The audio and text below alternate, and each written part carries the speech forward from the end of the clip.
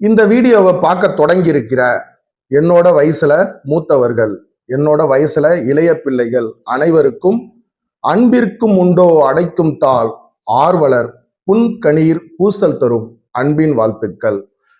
பக்கத்துல போட்டோல போட்டிருக்க ஐயா உங்களுக்கு எல்லாருக்கும் தெரியும்.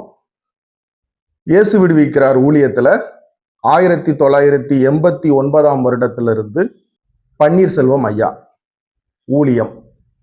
என்ன மாதிரி ஊழியம் அதையும் பார்ப்போம். ஐயா இன்று ஆண்டவராய் இயேசு கிறிஸ்துவுக்குள் என்ன இருக்காங்க, நித்திரை அடைஞ்சிருக்காங்க. ஐயாவோட குடும்பத்தினருக்கு ஆறுதலா என்ன பண்ணிப்போம், இந்த வீடியோ பார்த்துக்கிட்டு இருக்க ஒவ்வொருத்தரும் அவங்கவுங்க குடும்ப ஜெபத்துல ஜெபம் பண்ணிக்கிங்க. நானும் ஜெபம் பண்ணிக்கிறேன்.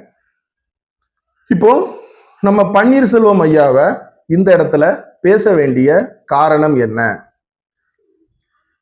ரோல் மாடல் அப்படின்னு சொல்லுவோம். இவரை பார்த்து, அப்போ நம்ம எல்லாருக்குமான ரோல் மாடல் ஆண்டவராய் இயேசு கிறிஸ்து.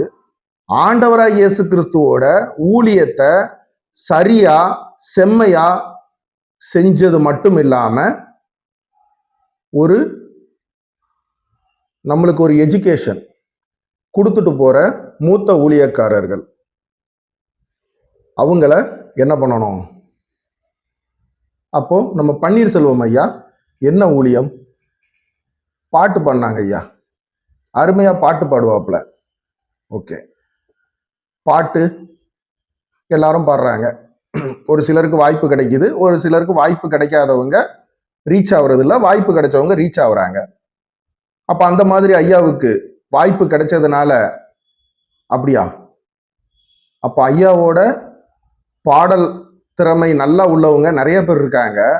ஆனா அவங்க எல்லாரோட பன்னீர்செல்வம் ஐயாவை நம்ம இன்னைக்கு ரோல் மாடலா ஊழியத்துல பார்க்க வேண்டிய காரணம் என்ன? ஊழியம்னாவே கடினம், கஷ்டம். அது எந்த ஊழியமா இருக்கட்டும், பிரசங்கத்துல இருந்து, களப்பணி ஊழியத்துல இருந்து, மிஷினரி ஊழியத்துல இருந்து, எல்லா ஊழியமே கஷ்டம்தான். சும்மா பேசுறது கூட சும்மா பேச முடியாது, ஒரு ப்ரிப்பேர்மெண்ட் வேணும்.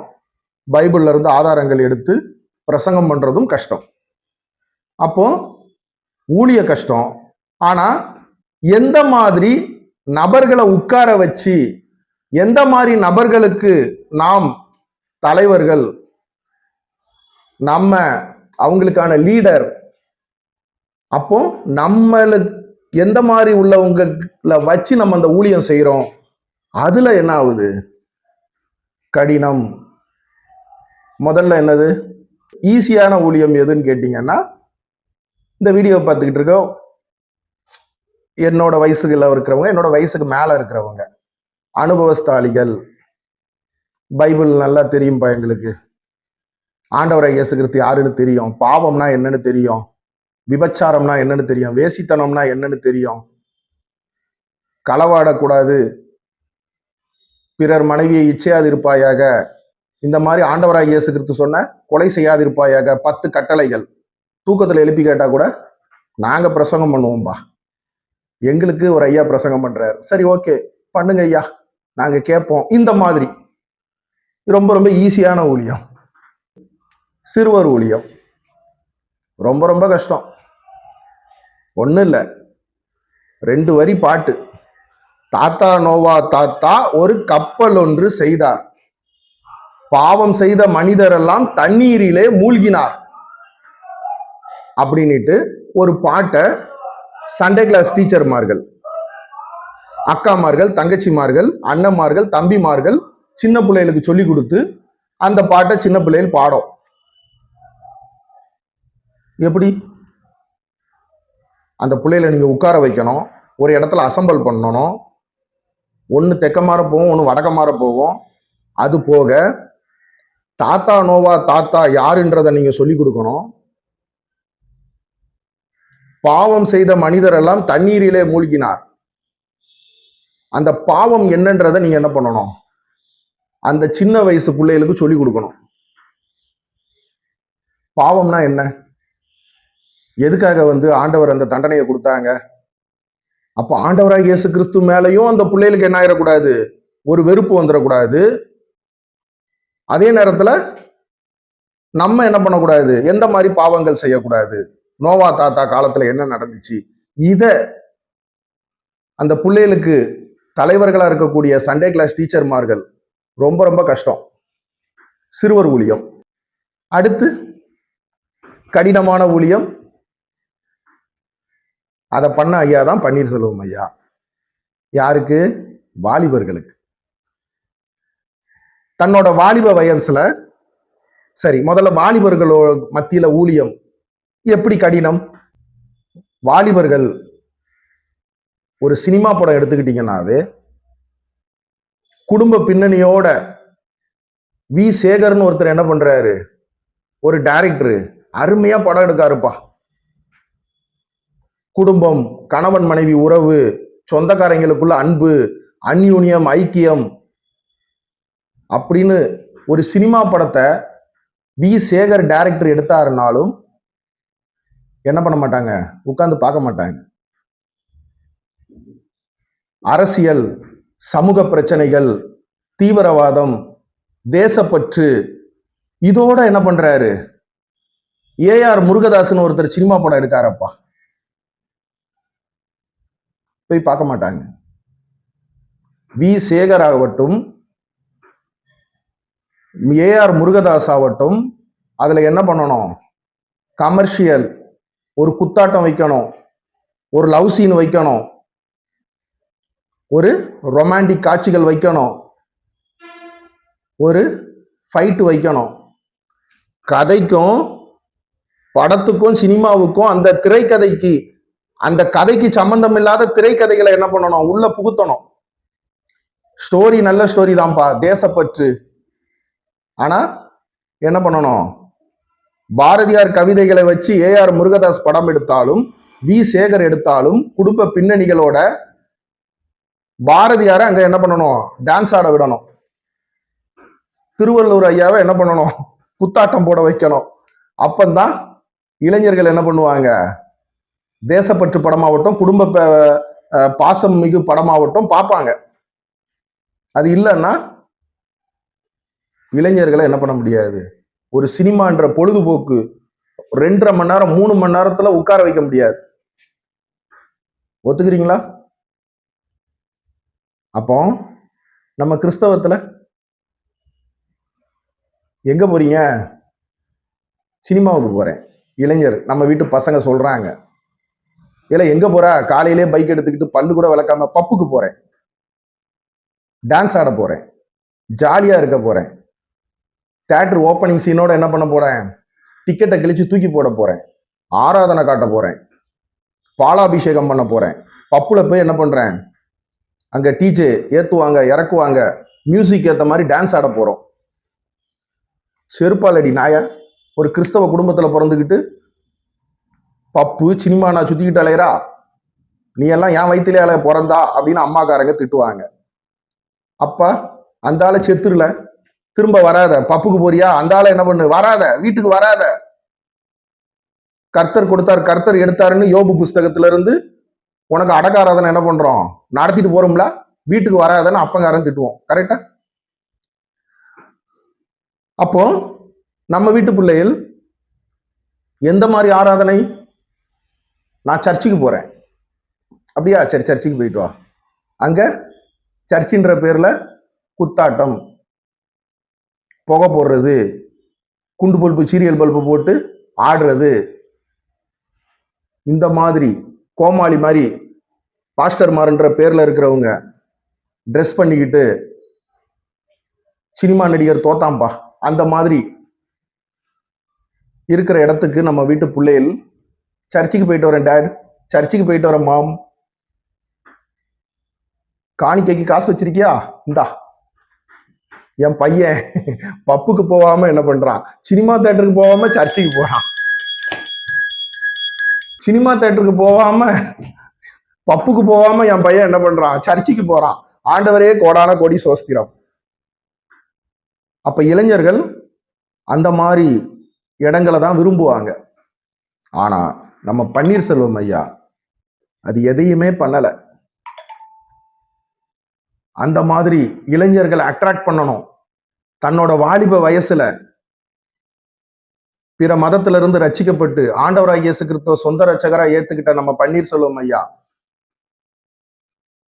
அப்புறம் பைபிள் காலேஜ் படிக்கிறேன், அவங்க தாத்தா மன்னனுக்கான தூக்கி கொளுத்த வந்திருக்காப்ல, எந்த குடும்பத்துல பிறந்துக்கிட்டு இயேசு கிறிஸ்துன்னு சொல்லிட்டு கிடக்கான்ட்டு அவரோட சர்டிபிகேட்லாம் என்ன பண்ணிட்டாங்களாம், அவங்க சொந்தக்காரங்க கிழிச்சு தீ வச்சு கொளுத்தி, அதெல்லாம் மீறி பைபிள் காலேஜ் முடிச்சு கஷ்டப்பட்டு தன்னோட வாலிப வயசுல ஆண்டவராகிய இயேசு கிறிஸ்துவுக்காக தன்னை ஒப்பு கொடுத்து பல இளைஞர்களை, பல வாலிபர்களை, தன்னை போன்ற பல வாலிபர்களை ஒன்று திரட்டி, நான் முதல்ல சொன்னேன், அந்த மாதிரி என்டர்டைன்மெண்ட், அந்த மாதிரி இணைக்கல, அந்த மாதிரி கூப்பிட்டா கூட்டம் வந்துடும். ஆனா நம்ம பன்னீர்செல்வம் ஐயா ஆண்டவராகிய இயேசு கிறிஸ்துவோட வேத வசனம், யோவான் எழுதிய சுவிசேஷம் 1ஆம் அதிகாரம் 1ஆம் வசனம், ஆதியிலே வார்த்தை இருந்தது, அந்த வார்த்தை தேவனிடத்தில் இருந்தது, அந்த வார்த்தை தேவனாய் இருந்தது. அப்ப ஆண்டவராகிய இயேசு கிறிஸ்து எங்க இருக்காப்ல? பைபிள்ன்ற வசனம் வார்த்தையில இருக்காப்ல. வார்த்தையினால் கட்டப்பட்ட சபைகள் வீழ்ந்து போகாது. அந்த மாதிரி கடினமான வார்த்தையினால் ஒருத்தரை தாங்கிட்ட வர வைக்கிறது, ஆண்டவராகிய இயேசு கிறிஸ்துவ வார்த்தையை சொல்லி ஆயிரக்கணக்கான மக்களை ஒரு இடத்துல உட்கார வைக்கிற பிரசங்கிமார்கள் ரொம்ப ரொம்ப கஷ்டம். நான் முதல்ல சொன்ன மாதிரி நம்ம வயசுக்கு மேல இருக்கிறவங்க எல்லாம் உட்கார்ந்துருவோம். வாழ்க்கையில நொந்து நூலாகி நூடுல்ஸ் ஆகி கடன் பிரச்சனை, இன்னும் ஏகப்பட்ட பிரச்சனைகள். ஏதோ ஒண்ணு இங்க இந்த ஐயா பிரசங்கத்தை கேட்டு உட்கார்ந்து இங்க ஜோம் பண்ணா நம்மளுக்கு சரியாயிராதா, நம்ம வியாதி சரியாயிராதா, அந்த மாதிரி உட்கார்ற மக்கள் இந்த வீடியோ பார்த்துக்கிட்டு இருக்க நீங்களும் நானும் நம்ம வயசுல உள்ளவங்க, என் வயசுக்கு உள்ளவங்க, என் வயசுக்கு மேல இருக்கிறவங்க. ஆனா வாலிபர்களுக்கு என்ன கடன் பிரச்சனை? வாலிபர்களுக்கு 18 வயசு ஆகாதவங்களுக்கு என்ன பண்ண மாட்டாங்க, போன்பே யூஸ் பண்ண முடியாது, ஜிபே யூஸ் பண்ண முடியாது. அது இப்ப ஏதோ ஒரு ஆப் ஒன்று இருக்கு, அது மூலமா பண்ணிக்கிறாங்கன்னு வச்சுங்க. இருந்தாலும் அம்மா அப்பா கேட்குற நேரம் பைசா கொடுப்பாங்க. அவனுக்கு கடன் பிரச்சனை கிடையாது, வியாதி இருக்காது, எதுவுமே கிடையாது, எந்த கமிட்மெண்ட் கிடையாது. அடுத்த மாசம் இஎம்ஐ கட்டணும், கிரெடிட் கார்டில் அவுட்ஸ்டாண்டிங் வந்துருச்சு, எதுவுமே கிடையாது. கந்து வட்டிக்காரன் நாளைக்கு காலையில வீட்டில் வந்து நிற்பாங்களே, அவங்களுக்கு பதில் சொல்லணுமே, எதுவுமே வாலிபர்களுக்கு எந்த கமிட்மெண்ட்டும் கிடையாது. அப்ப அந்த மாதிரி உள்ள வாலிபர்களை நம்ம பன்னீர்செல்வம் ஐயா வார்த்தையினால் கட்டப்பட்ட ஆண்டவராகிய இயேசு கிறிஸ்துவோட வார்த்தையினால என்ன பண்ணியிருக்காங்க, ஒருங்கிணைச்சு தமிழ்நாட்டில் பல ஊர்களில் போய் கால்நடையா நடந்து போய் வாலிபர்களை ஒன்றிணைத்து ஆண்டவராகிய இயேசு கிறிஸ்துவோட சுவிசேஷத்தை பல கிராமங்களுக்கு சொன்ன ஐயா. யோசித்து பாருங்க, எப்படி வந்திருப்பாங்கன்னு நினைச்சுக்கிறீங்க வாலிபர்கள்? ஐயா, உனக்கு டீ வாங்கி கொடுக்க கூட எனக்கு துட்டு இல்லை, இவர் பின்னாடிலாம் போகணுமா? அந்த மாதிரி தானே. அப்ப எவ்வளவு கடினமான ஒரு ஊழியத்தை பன்னீர்செல்வம் ஐயா செஞ்சிருக்காங்க. ஒண்ணு இல்லைங்க, வாலிபர்களை பத்தி பேசுறதுனால சொல்றேன். வாலிபர்கள் தான் திருச்சபையின் தூண்கள், கரெக்டுங்களா? மூப்பர், கமிட்டி, அதுக்கப்புறமா சபை போதகர் வந்து ஒரு திருச்சபையோட கேப்டன், மாலுமி ஒரு கப்பலுக்கு கேப்டன் மாதிரி, மீதி விசுவாசிகள் எல்லாரும் கூரை பிச்சுக்கிச்சுனாலும் பிரச்சனை இல்லை, மாலுமி கரெக்டா இருக்கணும், அப்புறம் பில்லர் திருச்சபை தூண்கள் கரெக்டா இருக்கணும், வாலிபர்கள்.